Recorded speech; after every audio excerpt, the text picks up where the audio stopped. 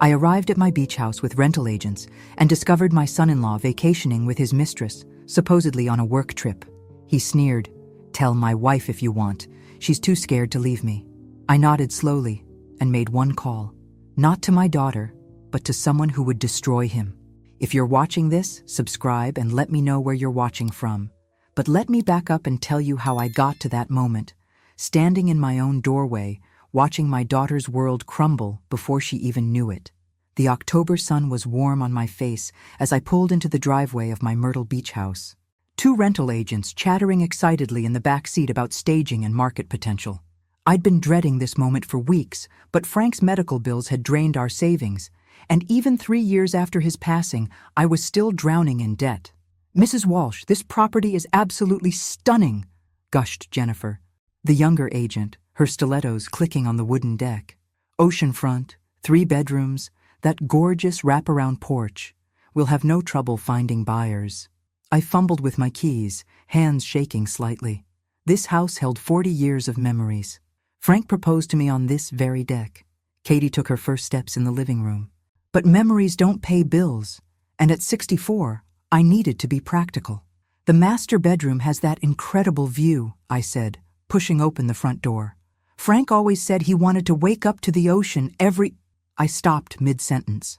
There were voices coming from upstairs, male and female talking softly. My blood ran cold. "Is someone supposed to be here?" asked Robert, the senior agent, checking his phone. I shook my head, motioning for them to stay back. The voices were clearer now, coming from my bedroom. A man's deep laugh, followed by a woman's giggle. My heart hammered against my ribs as I crept up the stairs, the old floorboards betraying my presence with soft creaks. The bedroom door was slightly ajar. Through the gap, I could see movement on my bed, my grandmother's quilt tangled around 2 figures. The man's back was turned to me, but I knew those broad shoulders, that perfectly styled dark hair. Michael Crawford, my son-in-law. The woman beneath him definitely wasn't my daughter Katie. This woman was blonde, younger, with perfectly manicured nails that were currently running through Michael's hair. "When do you have to be back?" the woman asked, her voice breathy. "Not until Sunday night," Michael replied, pressing kisses along her neck. "I told Katie I had that investors' conference in Atlanta. She never questions my business trips." My vision blurred with rage. Katie was home in Charleston, probably making Michael's favorite dinner for when he returned, while he was here desecrating my marriage bed with his mistress. "Michael Crawford," I said loudly, pushing the door open. The scene that followed would have been comedic if it weren't so devastating. Michael jerked upright, his face cycling through confusion, recognition, and panic in rapid succession. The blonde woman, barely older than Katie, scrambled to cover herself with my quilt. "Mrs. Walsh," Michael stammered, grabbing a pillow to cover himself. "I can explain." "Can you?" I crossed my arms, amazed at how calm my voice sounded. "Explain to me why you're in my house, in my bed, with someone who isn't my daughter?" The woman was frantically gathering her clothes. "I should go," she whispered. "Stay right there, Sandra," I said sharply. Her startled expression confirmed what I already suspected. I knew exactly who she was. Sandra Mitchell, the 28-year-old marketing coordinator from Michael's firm. Katie had mentioned her before, how Michael always praised her work. Michael's shock was wearing off, replaced by something uglier. "Look, what Katie doesn't know won't hurt her. This doesn't change anything." "Doesn't it?" I stepped closer. "My daughter loves you. She defends every late night, every business trip, every time you make her feel small." "Katie's fine," he snapped, pulling on his pants. "She has everything she wants. House, car, that ridiculous shopping habit. She's not exactly suffering." The casual cruelty in his voice made my stomach turn. "She wants your love, Michael, your respect, your faithfulness." He laughed, actually laughed. "Faithfulness? Come on, Mrs. Walsh. Katie's gotten comfortable. She stopped trying years ago. Look at Sandra here." He gestured to the trembling young woman. "She appreciates what she has." "Get out," I said quietly. "Now wait a minute," Michael said, his tone shifting to that condescending voice he used when he thought he had the upper hand. "Let's be reasonable. You need to sell this place, right? I heard Katie talking about your financial situation. Maybe we can work something out." The audacity was breathtaking. Work something out? I could help with the listing, maybe find a buyer through my contacts. For the right price, of course. All you need to do is forget what you saw here. I stared at him for a long moment. This man who had systematically isolated my daughter from her friends, her family, her own sense of worth, who made her believe she was lucky to have him. Or, Michael continued, his voice taking on an edge, you can tell Katie what you saw. Go ahead. She's too scared to leave me anyway. She knows she'll never find anyone else willing to put up with her issues. That's when something snapped inside me. Not broke, snapped into place, like a puzzle piece finally finding its home. You're right, I said calmly. I should tell Katie. Michael's relief was visible. Good. I knew you'd be reasonable. I pulled out my phone, but instead of calling Katie, I scrolled to a different number. One I hadn't used in over 2 years. Wait, Michael said, unease creeping into his voice. Who are you calling? I smiled as the call connected. Hello, Tony. It's Maggie Walsh. Remember how you said to call if I ever needed anything? I paused, watching Michael's face drain of color. Well, I think it's time we had that conversation about Michael Crawford. Michael's arrogance evaporated like morning mist. Who the hell is Tony? I continued my phone conversation, never breaking eye contact with my son-in-law. Yes, the same Michael Crawford we discussed before. It seems my suspicions were correct. I paused, listening. Wonderful. I'll send you the photos in an hour. Photos? Sandra squeaked from behind the bed. I held up my phone, showing them the pictures I'd snapped while they were too distracted to notice. Amazing what these smartphones can capture these days. Michael lunged toward me, but I stepped back into the hallway. I wouldn't if I were you. Tony doesn't like it when people threaten his friends. You're bluffing, Michael said, but his voice shook. You don't know anyone named Tony. The truth was, I knew Detective Tony Russo quite well. He'd been Frank's partner on the Charleston police force for 15 years before Frank retired to become a private investigator. Tony had stayed in touch after Frank's death, checking on me occasionally, offering help whenever I needed it. What Michael didn't know was that Tony had been investigating financial irregularities at Prestige Investments, Michael's firm, for the past 6 months. He'd even asked me if I'd noticed any unusual behavior from Michael, any sudden wealth or expensive purchases that didn't match his salary. I'd told Tony I hadn't noticed anything, but that was before I found out about the beach house visits, the designer clothes Michael bought Katie on sale, the luxury car he claimed was a company bonus. Pack your things, I told them both. You have 10 minutes before I call the police for trespassing. This is ridiculous, Michael blustered, but he was already grabbing his clothes. Katie will hear about this. She'll never forgive you for destroying her marriage. Her marriage was already destroyed, Michael. She just didn't know it yet. Sandra had dressed quickly and was edging toward the door. I blocked her path. Not so fast. Sandra, you and I need to chat. I don't have anything to say to you, she whispered. Oh, but you do. See, I know this isn't your first time here. Mrs. Henderson next door has excellent eyesight and a passion for bird watching. She's been keeping track of all the interesting wildlife she's spotted from her deck. Sandra's face went white. You don't understand. Michael said he was separated, that he was just waiting for the paperwork to be finalized. Did he now? I glanced at Michael, who was struggling with his shirt buttons. Tell me, Sandra, what else has Michael told you? That his wife was unstable, that she had emotional problems and couldn't handle a divorce right now. Sandra's voice was barely audible. He said he was protecting her. The lies were so ridiculous I almost felt sorry for the girl. Almost. Sandra, honey, my daughter is a pediatric nurse who volunteers at the animal shelter on weekends. The only thing she can't handle is a husband who lies to her face every day. Michael finished dressing and stormed toward me. You're going to regret this, Maggie. Katie depends on me. Without me, she's nothing. We'll see about that. He pushed past me, Sandra trailing behind like a lost puppy. I followed them downstairs, where the 2 rental agents stood frozen by the front door, clearly having heard every word. I am so sorry, Jennifer stammered. We had no idea. It's not your fault, I assured them. Let's reschedule for next week. I have some family business to handle first. After they left, I sat on my deck watching Michael and Sandra load their weekend bags into his BMW. The same BMW he'd told Katie was a company car, available only during business hours. My phone buzzed with a text from Tony. Got your message. Very interesting timing. Can you meet tomorrow? We have a lot to discuss. I typed back, absolutely. And Tony? I think I have more evidence than we originally thought. As Michael's car disappeared down the coastal highway, I felt something I hadn't experienced in years. Purpose. For too long, I'd watched my daughter shrink under Michael's manipulations, had seen her light dim a little more each year. Katie used to be fearless.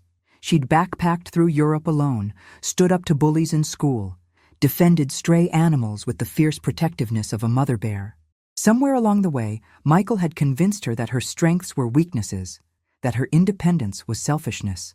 But I remembered the real Katie, and tomorrow I was going to start fighting to get her back. I pulled out my phone and scrolled to Katie's number, then hesitated. She deserved to know the truth, but she also deserved to have all the facts.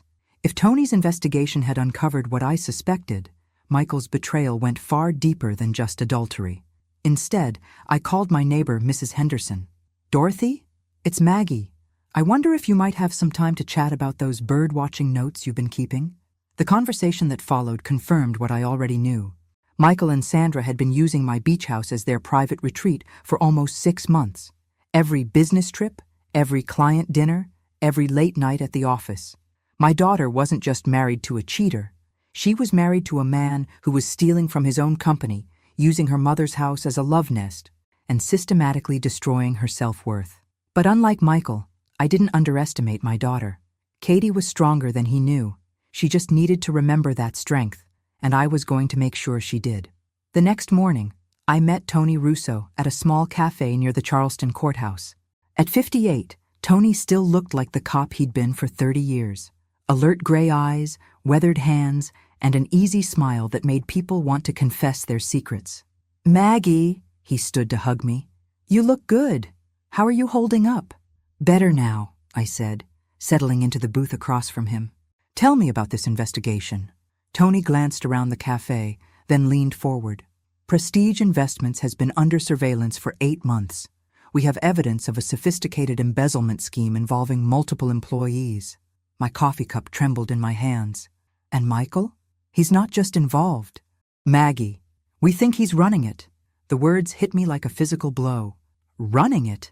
The scheme works by creating false client accounts, making legitimate investments, then skimming the profits before they're reported. The clients never know because their statements show the expected returns. I thought about Katie's new car, their renovated kitchen, the expensive clothes Michael bought her. How much money are we talking about? Close to $2 million over 3 years. My stomach dropped.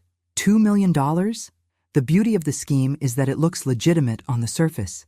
Michael has been very careful, but he got greedy. Started living too lavishly. New car, expensive vacations, that renovation on their house. Katie thinks he got promoted, I whispered. He did get promoted, but his salary doesn't come close to covering their lifestyle. Tony pulled out a manila folder. These are financial records we've been able to trace. Credit card statements, bank transfers, property purchases. I flipped through the documents, recognizing locations and dates. The weekend in Napa, $8,000. Katie's diamond necklace, $15,000. The company bonus that paid for their kitchen renovation, $45,000. All of it stolen. Tony, Katie doesn't know any of this. We figured as much. Your daughter has a spotless record, and her financial activity shows someone who lives within her means. The expensive purchases all trace back to Michael's accounts. What happens when you arrest him? Tony's expression grew grim. That's where it gets complicated. We need more evidence to make the charges stick. Michael has been careful to cover his tracks, and we suspect he's preparing to disappear. Disappear? New identity, offshore accounts. We've seen it before. These white-collar criminals often have exit strategies. I thought about Sandra, about Michael's casual cruelty toward Katie. And he'd leave my daughter holding the bag. Probably. Her name is on some of the property purchases, joint bank accounts. Even if she's innocent, she could face charges. The rage that had been simmering since yesterday erupted into white-hot fury. Michael wasn't just betraying Katie emotionally. He was setting her up to take the fall for his crimes. What do you need from me? Access to Michael. We need him to make a mistake, get careless. Right now, he's being too cautious. I smiled, remembering the arrogance in Michael's voice yesterday. I think I can help with that. Maggie, This isn't a game. If Michael suspects you're working with us, he won't. Trust me, Tony, I know exactly which buttons to push. That afternoon, I drove to Katie's house, my heart breaking as I pulled into their perfectly manicured driveway. The house looked like a magazine cover, all clean lines and expensive landscaping that screamed success, success built on lies and stolen money. Katie answered the door in scrubs, her blonde hair pulled back in a messy bun. She looked tired, older than her 32 years. "Mom, what a surprise. Come in, come in." She hugged me, and I caught a whiff of that familiar scent, the lavender lotion she'd used since college. "I was in the neighborhood," I lied smoothly. "Thought I'd stop by and see how you're doing." "I'm good. Tired. Work has been crazy, and Michael's been traveling so much lately." She led me into their living room, gesturing to the new furniture. "Do you like the sofa? Michael surprised me with it last week.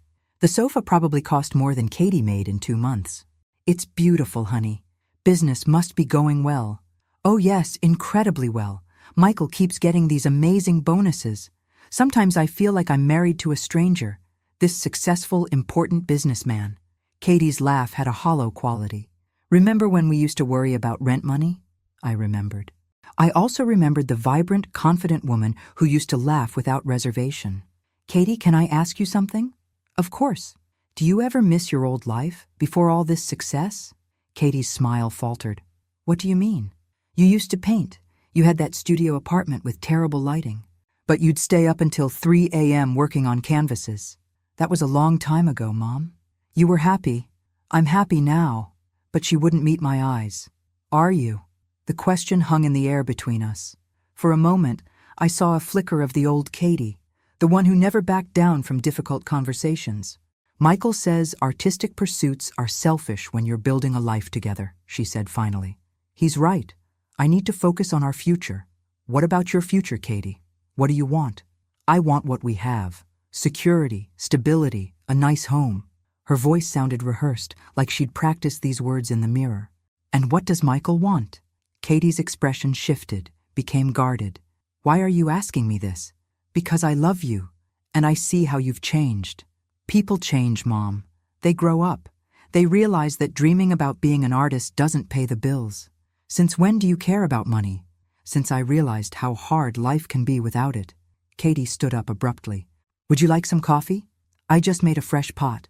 I followed her into the kitchen, noting the high-end appliances, the granite countertops, the wine fridge that probably cost more than my car.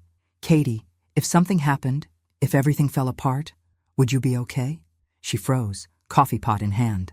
"What do you mean?" "I mean, are you prepared to take care of yourself? Do you have your own savings, your own plans?" "Mom, you're scaring me. Is something wrong? Are you sick?" "I'm fine, sweetheart. I just worry about you depending on someone else so completely."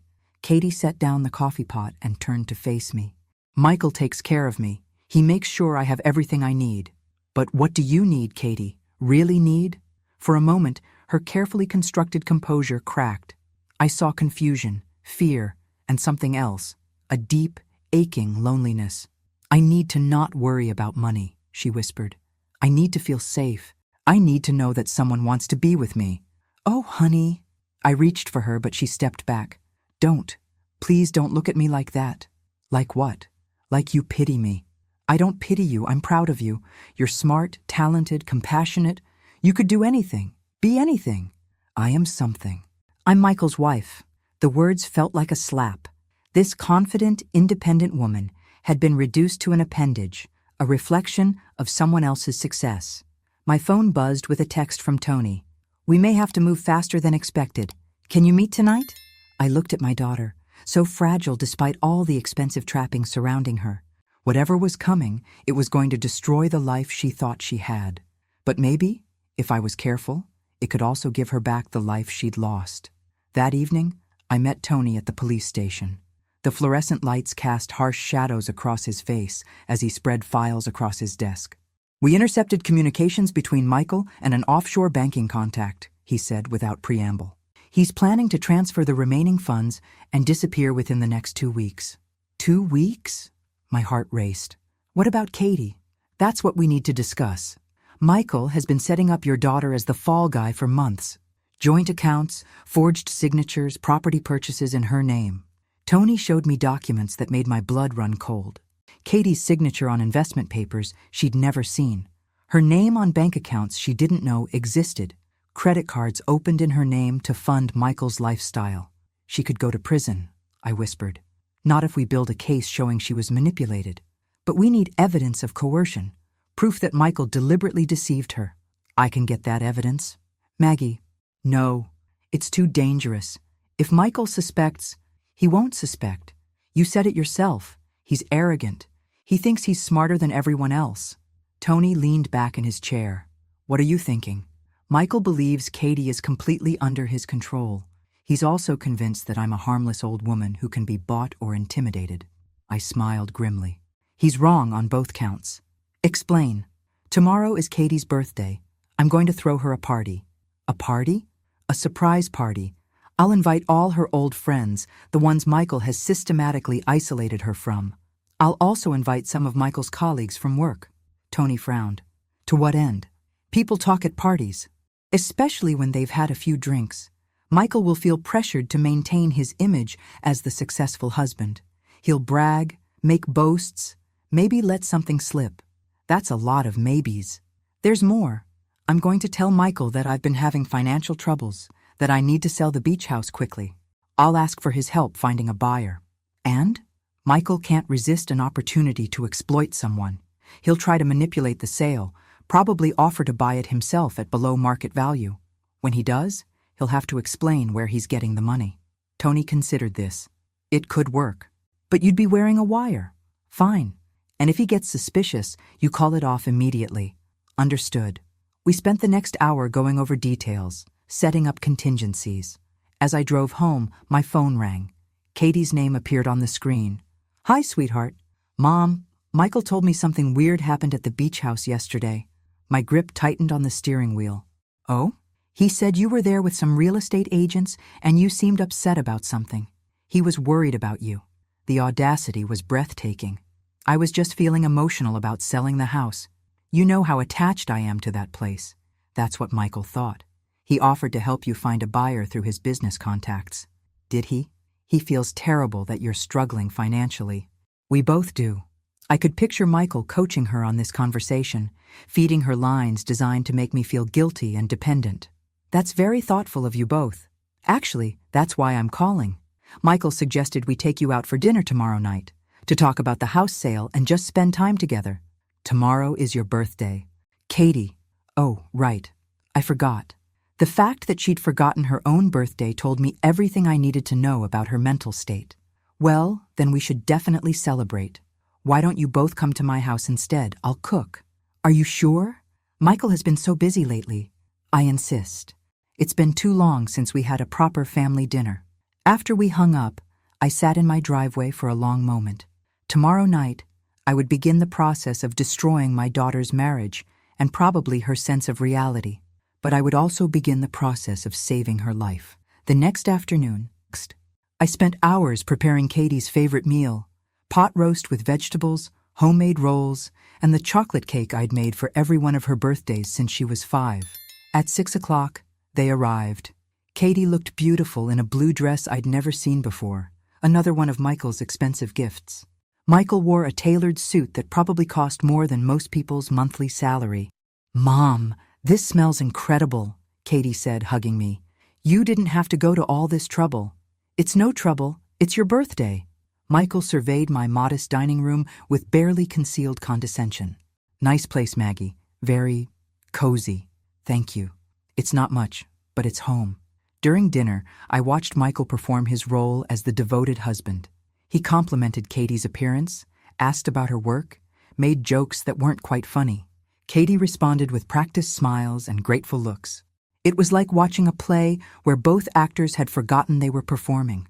So, Maggie, Michael said as I served cake, Katie mentioned you're having some financial difficulties.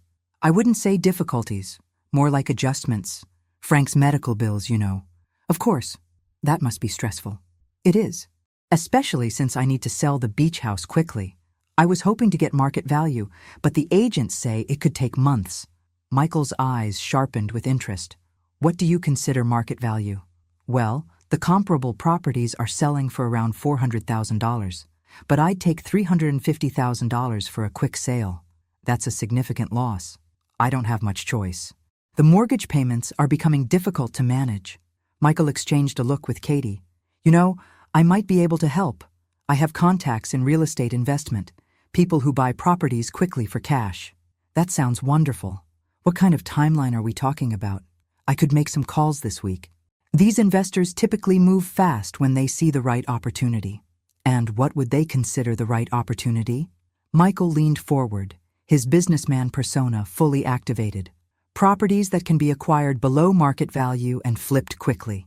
Your beach house would be perfect for that kind of investment. How much below market value? Well, for a cash sale with quick closing, they'd probably offer around $250,000. Katie looked surprised. Michael, that seems low. Mom, wouldn't that be a huge loss? Sometimes you have to cut your losses, honey, Michael said smoothly. The market is uncertain right now. A bird in the hand, you know. I nodded thoughtfully. You're probably right. $250,000 would solve my immediate problems. I could connect you with the right people, Michael continued. For a small finder's fee, of course, maybe 5% of the sale price. There it was. Michael couldn't resist trying to profit from my desperation. That seems very reasonable, I said. When could we move forward? I'll make some calls tomorrow. These investors prefer to move quickly, so you'd need to be prepared to close within a week or two. That fast? Cash buyers don't need mortgage approvals or inspections. They buy properties as is. Katie frowned. Mom, are you sure about this? Maybe you should get a second opinion. Your mother knows what's best for her situation, Michael said firmly. Sometimes older people need to make practical decisions rather than emotional ones. The condescension in his voice made my jaw clench, but I maintained my grateful smile. You're so helpful. Michael, I don't know what I'd do without you. As they prepared to leave, Michael pulled me aside. Maggie, I want you to know that Katie and I consider you family. We'll always be here to help you navigate these kinds of decisions. I appreciate that more than you know. He squeezed my shoulder in a gesture that probably looked affectionate to Katie, but felt like a threat to me. Family takes care of family, he said. Don't forget that. After they left, I called Tony. How did it go? He took the bait. He's going to try to buy my house for $250,000 through fake investors, then flip it for full market value. Did you get it recorded? I touched the small device hidden in my sweater. Every word. Good. That gives us fraud, but we need more. We need to catch him in the act of transferring the stolen money. Don't worry, I said, looking at the birthday cake Katie had barely touched. I'm just getting started. Tomorrow, phase 2 would begin. The next morning, I called Michael's office and asked to speak with him privately. Mrs. Walsh, his voice was smooth as silk. How can I help you?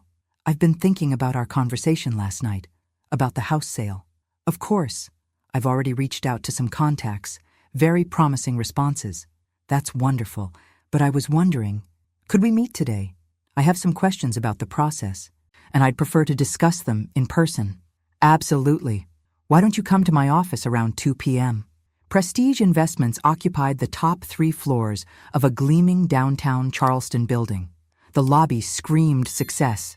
Marble floors, crystal chandeliers, and abstract art that probably cost more than most people's cars. Michael met me at the elevator, all smiles and charm. Maggie, welcome to my little corner of the financial world. His office was exactly what I'd expected. Floor-to-ceiling windows, expensive furniture, and photographs of Michael with various wealthy-looking people. A shrine to his own supposed importance. Please sit. He gestured to a leather chair across from his desk. Can I get you coffee? Water? Coffee would be lovely. As Michael buzzed his assistant, I noted the expensive watch on his wrist, the custom-tailored suit, the Italian leather shoes, all purchased with stolen money. So, he said, settling behind his desk, what questions can I answer about the house sale? Well, I was wondering about the timeline. You mentioned these investors move quickly? Very quickly. In fact, I heard back from one of them this morning. He's very interested. That's exciting. What did he say?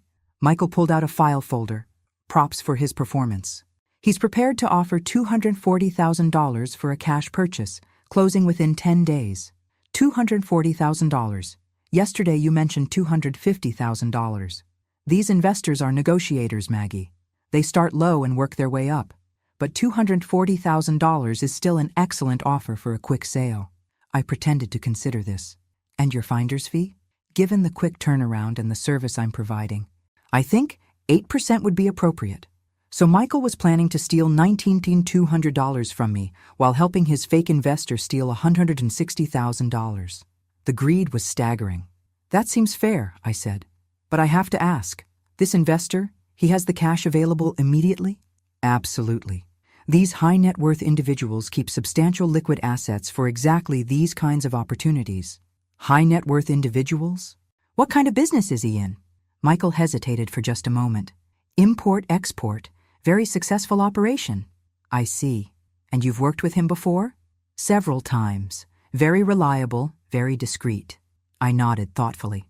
Michael, can I be honest with you about something? Of course. I'm scared. Selling Frank's house, making these kinds of financial decisions alone, it's overwhelming. I feel like I'm in over my head. Michael's expression softened into what he probably thought was sympathetic concern. That's completely understandable, Maggie. These are big decisions. The thing is, I've been thinking about what you said last night, about family taking care of family. Yes? I was wondering if you might consider handling more of my financial affairs. Nothing major, just helping me make sense of my investments, my retirement accounts. Michael's eyes lit up with predatory interest. I'd be happy to help. What kind of assets are we talking about? Well, there's Frank's pension, some savings accounts, a small stock portfolio, maybe $300,000 total. That's a substantial amount. Definitely worth managing properly. The problem is, it's all scattered across different institutions. I've been thinking I should consolidate everything, make it easier to manage. That's excellent thinking. I could help you move everything into more efficient investment vehicles. You mean like the ones you manage here at Prestige? Exactly. We specialize in maximizing returns for our clients. I leaned forward conspiratorially. To be honest, Michael, I've been worried about leaving Katie financially secure if something happens to me. With the house sale and the proper investment of my other assets, I could potentially leave her quite a substantial inheritance. How substantial?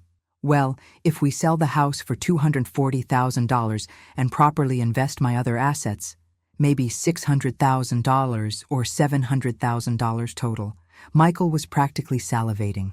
In his mind, he was already figuring out how to steal from me twice, once on the house sale, and again by embezzling from my investment accounts. That would certainly provide Katie with security, he said carefully.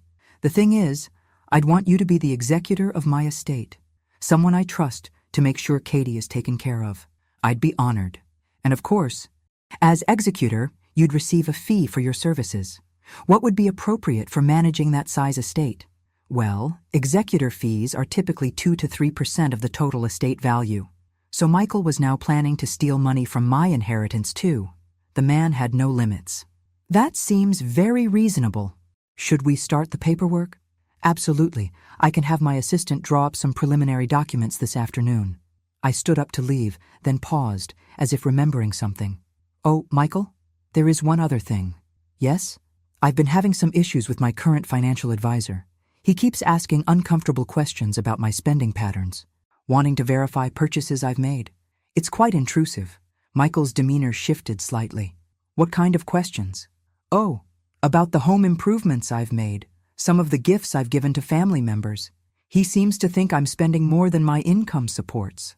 Some advisors are overly cautious. He even suggested I might need to provide receipts for major purchases to verify their legitimate expenses. Michael went very still. Receipts? Can you imagine? As if I need to justify how I spend my own money. That does seem excessive. I told him I don't keep receipts for family gifts. When I give Katie money for things she needs, it's between family members. None of his business. Absolutely.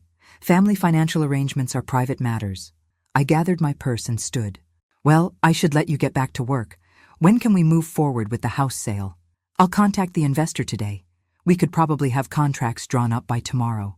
Wonderful. And Michael? Thank you for being so helpful. Katie is lucky to have such a caring husband. Katie is my priority. Maggie, everything I do is for her. As I rode the elevator down, I reflected on the layers of Michael's deception. He wasn't just stealing money. He was positioning himself to steal from me, my daughter, and eventually my estate.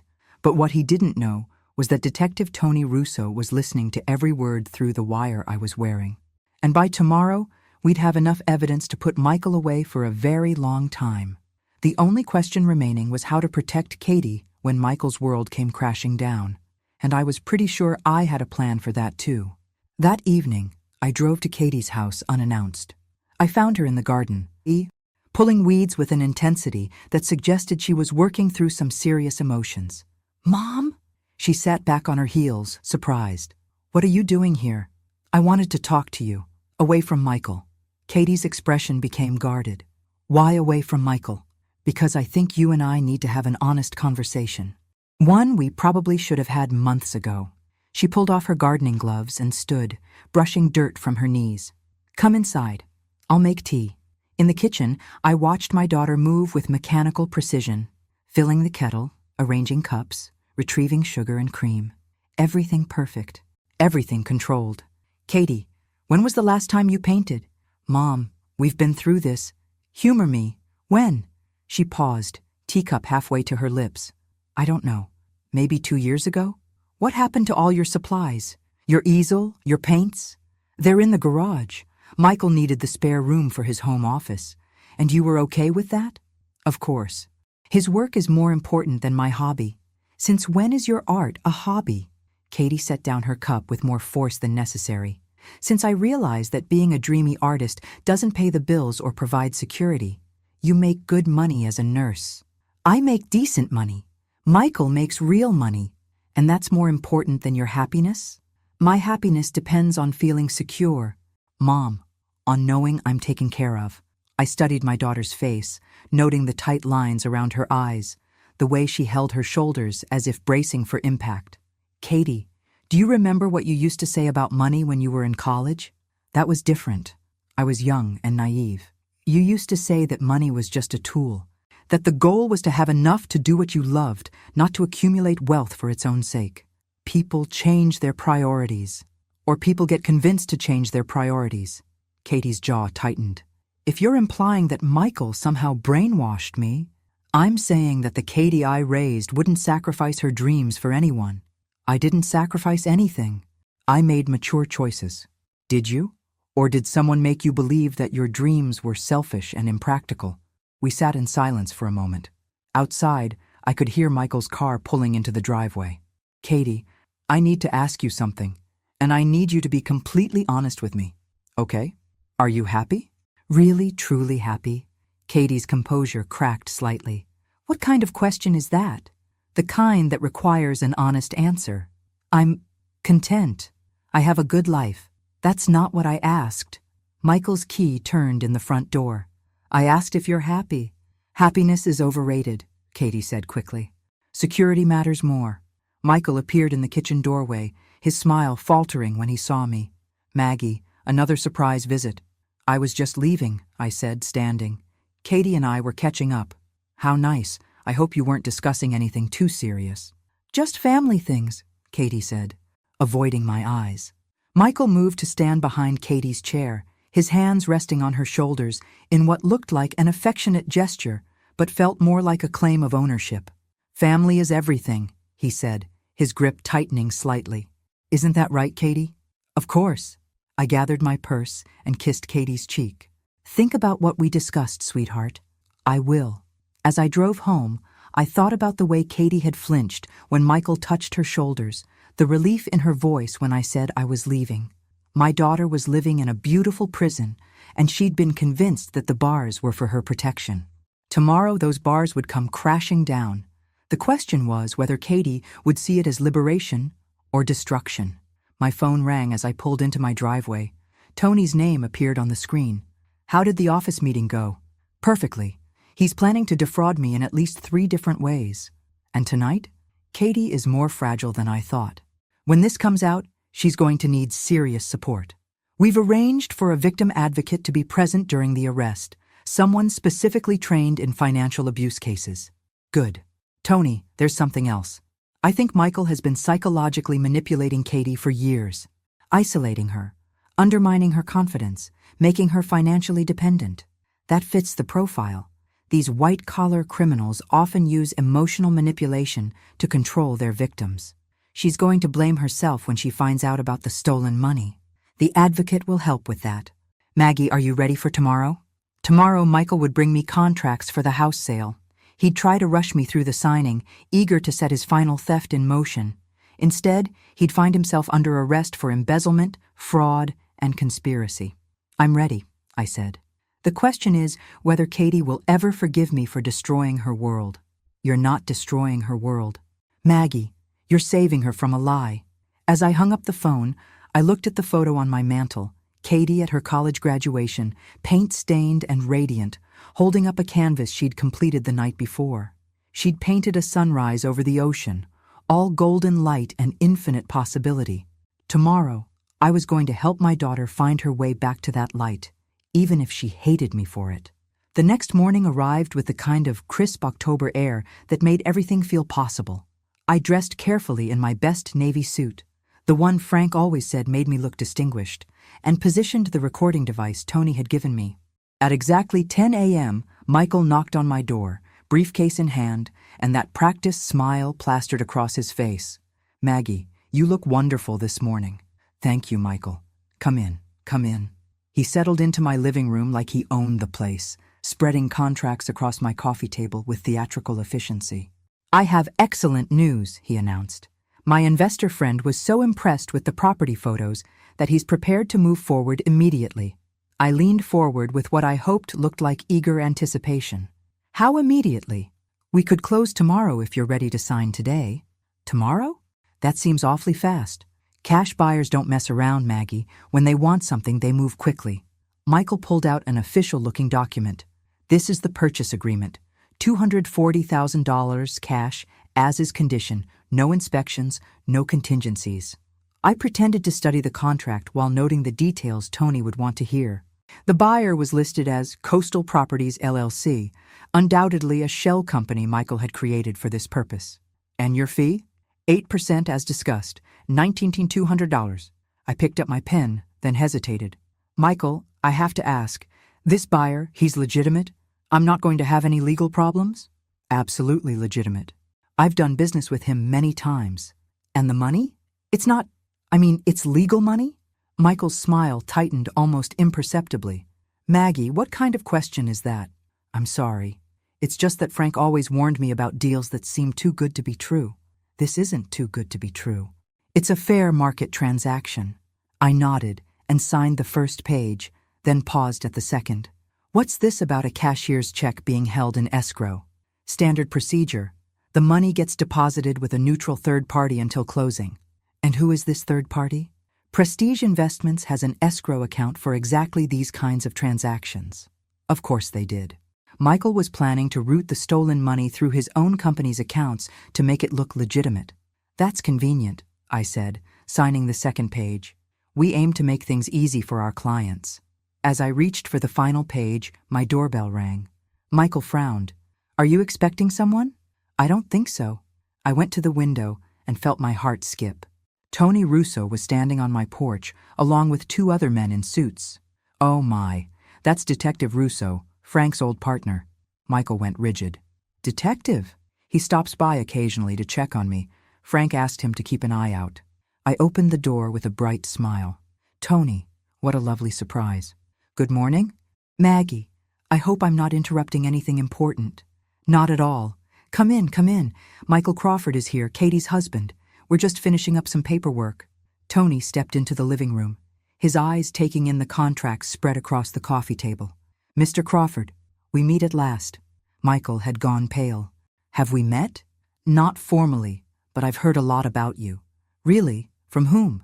Tony smiled, but it wasn't friendly. Multiple sources, actually. Mr. Crawford, I'm going to need you to step outside with me. I'm sorry? You're under arrest for embezzlement, fraud, and conspiracy to commit grand theft. The color drained completely from Michael's face. This is ridiculous. You have no idea what you're talking about. We have recorded conversations, financial records, and testimony from multiple witnesses. Tony nodded to his colleagues, who moved to flank Michael. You have the right to remain silent. As Tony read Michael his rights, I watched my son-in-law's carefully constructed world crumble.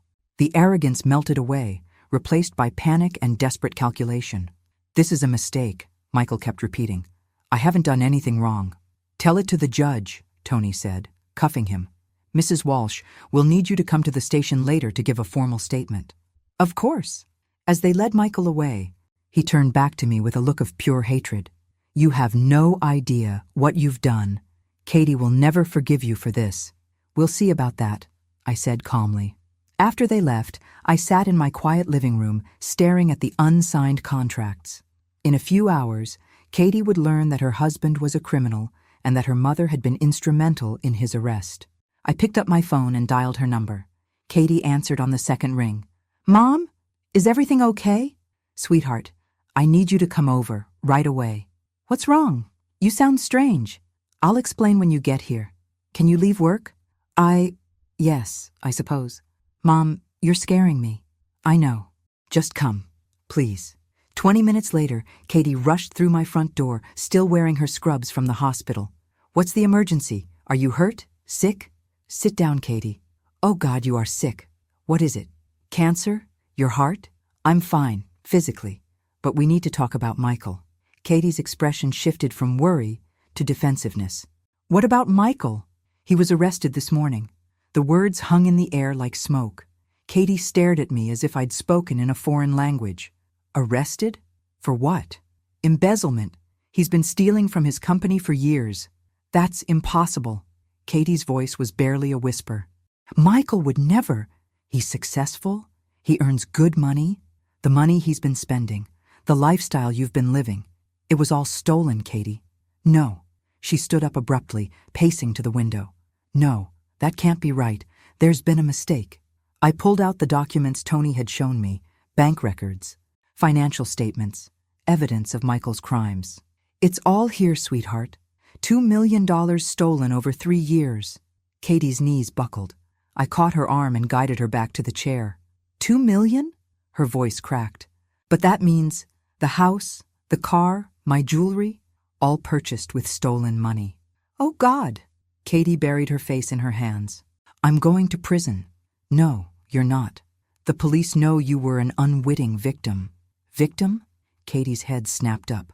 "I'm his wife. I live in that house. I drive that car. I wear the jewelry he bought me.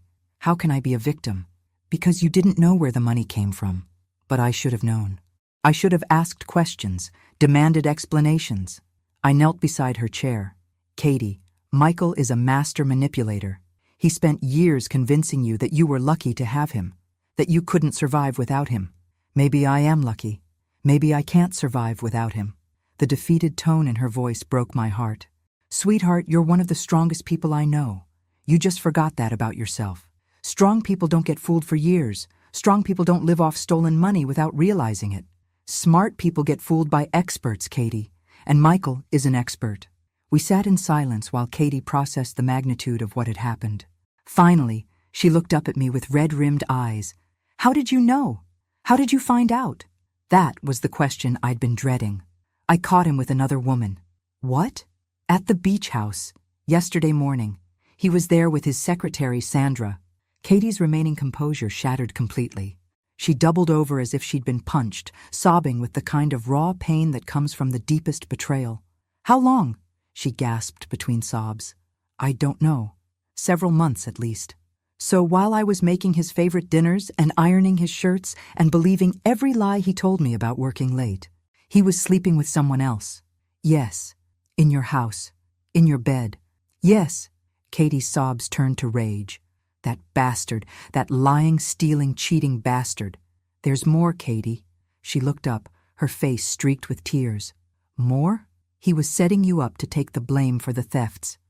Your name is on documents you never signed, bank accounts you didn't know existed. He was going to let me go to prison? He was going to disappear and leave you holding the bag." The rage in Katie's eyes intensified. "How do you know all this?" "Detective Russo, Dad's old partner, has been investigating Michael's company for months. When I told him what I saw at the beach house, we worked together to gather evidence." "You've been investigating my husband?" "I've been trying to protect you." Katie stood up again, this time with purpose rather than panic. "Where is he now?" "In jail, I assume. He'll probably make bail, but his assets are frozen. Good. I hope he rots in there. I was relieved to hear anger in her voice rather than despair. Anger meant she was fighting back. Katie, there's something else we need to discuss. The house, the car, your bank accounts, they're all going to be seized as evidence. I figured. Where am I supposed to live? Here. With me. For as long as you need. Katie laughed, but it wasn't a happy sound. So, I'm back where I started, 32 years old and moving in with my mother. You're starting over, sweetheart. There's a difference. Is there? Because right now it feels like my entire adult life has been a lie. Not all of it. Your work at the hospital, your friends, your art, those were real. My art. Katie wiped her eyes. Michael convinced me it was a waste of time. Michael convinced you of a lot of things that weren't true. For the first time since I'd broken the news, Katie looked thoughtful rather than devastated. Mom, can I ask you something? Anything. Why didn't you just tell me about the affair? Why go through all this elaborate investigation? Because if I'd told you about Sandra, you would have blamed yourself. You would have tried to fix the marriage, gone to counseling, worked harder to be the wife Michael wanted. You're probably right. But this way, you know the truth. Michael isn't just unfaithful. He's a criminal who was willing to destroy your life to save his own. Katie nodded slowly. So there's nothing to fix, nothing to save, nothing worth saving. She took a deep breath, squaring her shoulders in a gesture that reminded me of the fearless young woman she used to be. Okay, what do we do now? 3 days later, I found Katie in my garage, surrounded by dusty canvases and art supplies she'd retrieved from her house before the FBI sealed it as evidence. Finding anything interesting? I asked, setting down a cup of coffee beside her. I forgot I painted this, she said, holding up a small canvas. It was a portrait of Michael, painted early in their marriage when she still saw him through rose-colored glasses. What are you going to do with it? Katie considered for a moment, then picked up a tube of black paint. Something therapeutic. I watched as she squeezed paint directly onto Michael's painted face, then used a palette knife to smear it across the canvas until his features were completely obliterated. Better? Much. She wiped her hands on an old towel. I've been thinking about what you said, about starting over. And? I want to file for divorce immediately. I want my maiden name back. And I want to testify against Michael in court. Are you sure about the testimony? It'll be difficult. Mom, he stole $2 million and was going to let me take the blame. I want everyone to know exactly what kind of man he is. The steel in her voice reminded me why I'd fallen in love with this daughter of mine in the first place. There's something else, Katie continued. I've been looking at apartments, but everything decent requires first month, last month, and security deposit. I don't have that kind of money. What about your savings? Frozen along with everything else. The FBI says it could take months to sort out which money is legitimately mine and which came from the thefts. You can stay here as long as you need. I appreciate that. But I need my independence back. I've been dependent on someone else for too long. I understood that feeling completely. What if I co-signed a lease for you, just until your finances are sorted out? I can't ask you to do that. You're not asking. I'm offering. Katie hugged me, and for the first time in years, it felt like hugging my real daughter instead of the diminished version Michael had created. There's one more thing, I said. Tony called this morning. Michael's attorney is trying to negotiate a plea deal. What kind of deal? Reduced sentence in exchange for returning the stolen money and providing information about other employees who might be involved. And the prosecutor wants to know if you'd be willing to make a victim impact statement. Katie's jaw tightened. What would I say? The truth. About how his crimes affected you. What it's like to discover your entire life was built on lies. Would it help put him away for longer? Probably. Then yes. Absolutely yes. That afternoon, we drove to downtown Charleston to meet with the prosecutor. Katie had dressed carefully in a simple blue suit that made her look professional and credible. Assistant District Attorney Sarah Morgan was a sharp-eyed woman in her 40s who radiated competence. Mrs. Crawford, thank you for coming in. I know this is difficult. It's Ms. Thompson now, Katie corrected. I've filed to have my maiden name restored. Of course. Ms. Thompson, can you walk me through your husband's behavior over the past few years? Specifically, any attempts to control your finances or limit your independence? Katie took a deep breath and began to speak. She told Sarah about the gradual isolation from friends, the way Michael had convinced her to quit activities she enjoyed, his insistence on managing all their financial affairs. He told me I was bad with money, Katie said, that I was too trusting, too naive to handle important decisions. Did you believe him? Eventually, yes. He was so confident, so successful. I started to think he was right about me. What about your career? Did he support your work as a nurse? He tolerated it. But he often made comments about how I should focus on our home instead of other people's problems. As Katie spoke, I watched her posture change. She sat straighter, her voice grew stronger, and the defeated woman who'd sat in my living room 3 days ago was replaced by someone who was fighting back. Ms. Thompson, Sarah said finally, if you're willing to testify at trial, your testimony could be crucial in securing a conviction. I'm willing. It won't be easy. The defense will try to portray you as someone who knew about the thefts and chose to ignore them. Let them try. I have nothing to hide. After we left the prosecutor's office, Katie and I walked along the Charleston waterfront. The late afternoon sun painted everything golden, and for the first time in weeks, I felt hopeful. Mom, can I ask you something? Of course. How did you know I was strong enough to handle all this? I stopped walking and turned to face her.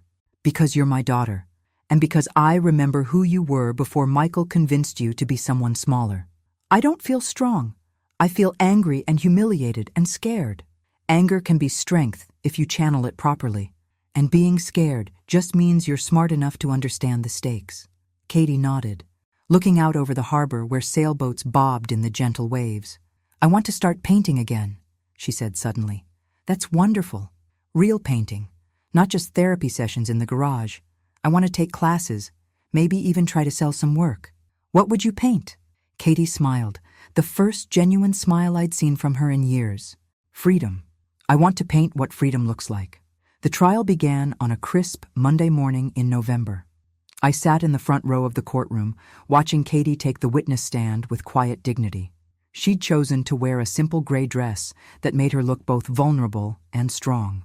Michael sat at the defense table, looking nothing like the confident businessman who'd tried to swindle me out of my house. 3 weeks in jail had stripped away his polish, revealing the small, desperate man underneath. State your name for the record, the prosecutor requested. Catherine Thompson. Ms. Thompson, you were married to the defendant for 7 years? Yes. During that time, were you aware that your husband was embezzling funds from his employer? No. I had no knowledge of any illegal activity. The defense attorney, a sharp-dressed man who specialized in white-collar crime, stood for cross-examination. I held my breath, knowing this was when things would get ugly. Ms. Thompson, isn't it true that you enjoyed an expensive lifestyle far beyond what your combined salaries could support? I believed my husband was successful at his job. But you never questioned the source of money for luxury vacations. Expensive jewelry, a $60,000 kitchen renovation. Katie's voice remained steady. My husband told me these purchases came from bonuses and company profits. I trusted him. You trusted him so completely that you never looked at bank statements, never asked to see tax returns, never questioned why he insisted on handling all financial matters. My husband convinced me that I was bad with money, that financial planning was too complicated for me to understand. So you chose willful ignorance over responsibility? Katie's composure cracked slightly, and I saw a flash of the old fire in her eyes. I chose to trust my husband. That's not the same thing as willful ignorance. But surely a reasonable person would have— Objection, the prosecutor interrupted. Argumentative. Sustained. The defense attorney tried several more angles, but Katie held firm. Yes, she'd enjoyed the lifestyle Michael provided. No, she hadn't questioned his explanations. But most importantly, she'd had no knowledge of the criminal activity funding their life. When Katie stepped down from the witness stand, I wanted to applaud. She'd been everything I knew she could be: honest, strong, and unashamed of having trusted someone she loved. But the real drama came when Michael's business partner, James Morrison, took the stand. Mr. Morrison, the prosecutor began, how long have you known the defendant? 12 years. We started at Prestige Investments around the same time. Were you aware of Mr. Crawford's embezzlement activities? James shifted uncomfortably. I suspected something was wrong about 2 years ago. What made you suspicious?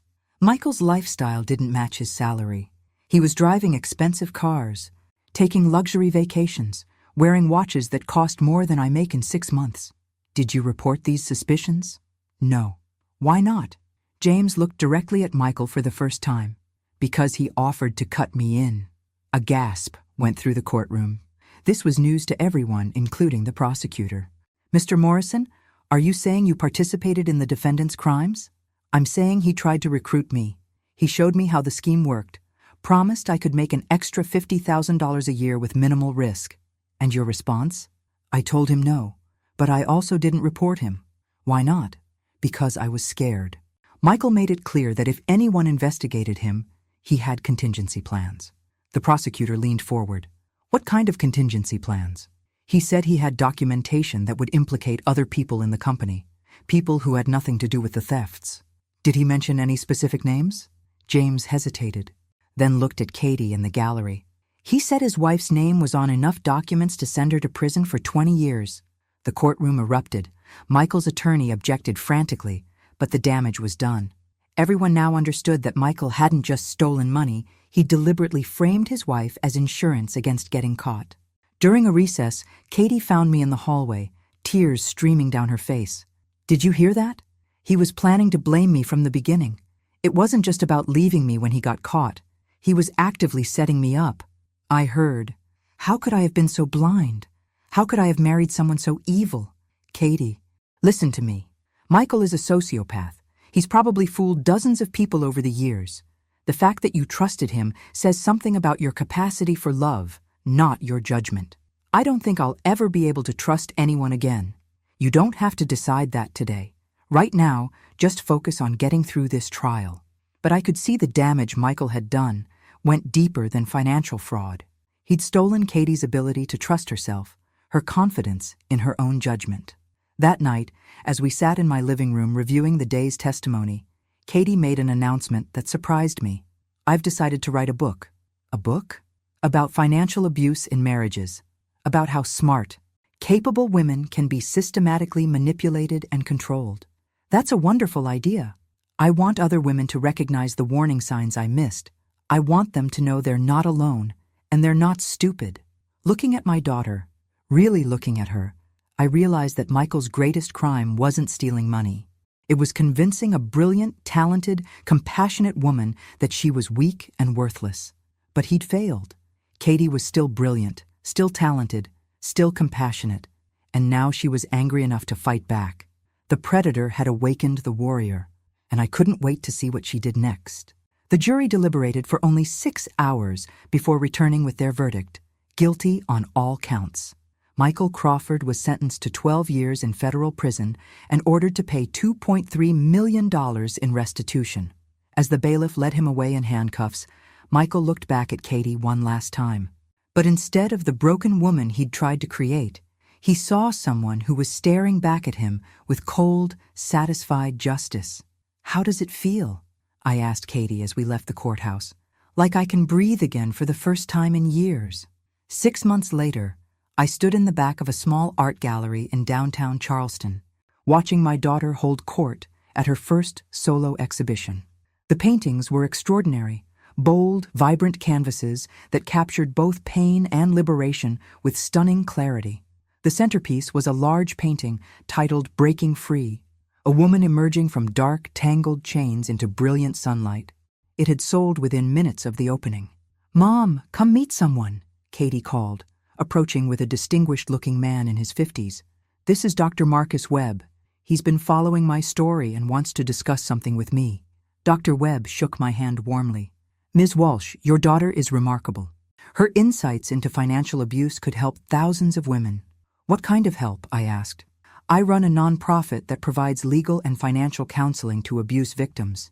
Katie has agreed to join our board and help develop educational programs." I looked at my daughter, radiant in a way I hadn't seen since her college days. "That sounds perfect." "It does, doesn't it?" Katie smiled. I finally found my purpose. After the opening, Katie and I walked along the waterfront where we'd talked about freedom months earlier. "I have something to tell you," Katie said. "I got a call from a publisher today. They want me to write that book I mentioned." That's wonderful news. It's more than wonderful. It's validation that my experience matters, that my voice has value. We stopped at the same bench where Frank had proposed to me 40 years earlier. The water sparkled in the moonlight, and everything felt full of possibility. Katie, I need to ask you something. Do you forgive me for the way I handled everything? For investigating Michael? For not telling you about the affair immediately? Katie took my hand. Mom, you saved my life. If you hadn't done what you did, I'd probably be in prison right now, while Michael lived it up in some non-extradition country. I was so afraid you'd hate me for destroying your marriage. You didn't destroy my marriage. Michael did that the day he decided to betray everything we promised each other. And now I'm free. Free to be who I really am, not who someone else wants me to be. As we sat there in comfortable silence, I thought about the last year. I'd started it as a widow struggling with debt, watching my daughter disappear into someone else's idea of who she should be. I was ending it with my house paid off. The FBI had recovered my $240,000 from Michael's accounts. My daughter restored to her true self, and a criminal in prison where he belonged. But the real victory wasn't the money or even the justice. It was watching Katie paint again, laugh again, dream again. It was seeing her remember that she was strong enough to face anything life threw at her. You know what the best part is? Katie said suddenly. What? Michael thought he was so smart, so superior. He thought he could manipulate everyone around him forever. And instead, he was outsmarted by two women he considered weak and insignificant. I laughed. I wonder if he's figured that out yet. Oh, I'm sure he has. 12 years in prison gives a person a lot of time to think about their mistakes. As we walked back toward the car, Katie stopped suddenly. Mom, I just realized something. What? I'm happy. Actually, genuinely happy. I'd forgotten what that felt like. Good. You deserve happiness, sweetheart. So do you. When was the last time you went on a date? I laughed. Katie Thompson, are you trying to set up your 64-year-old mother? Maybe. There's this doctor at the hospital, a widower about your age. Very nice. Loves art. Has a great sense of humor. We'll see. That's not a no. That's not a no. As we drove home, I reflected on the journey that had brought us here. Sometimes protecting the people you love means making difficult choices. Sometimes it means letting them hate you temporarily so they can love themselves permanently. Michael Crawford had tried to steal more than money. He'd tried to steal my daughter's identity, her confidence, her future. But he'd underestimated the strength that runs in Thompson women. We bend, but we don't break. And when we fight back, we fight to win. Thanks for listening. Don't forget to subscribe and feel free to share your story in the comments. Your voice matters.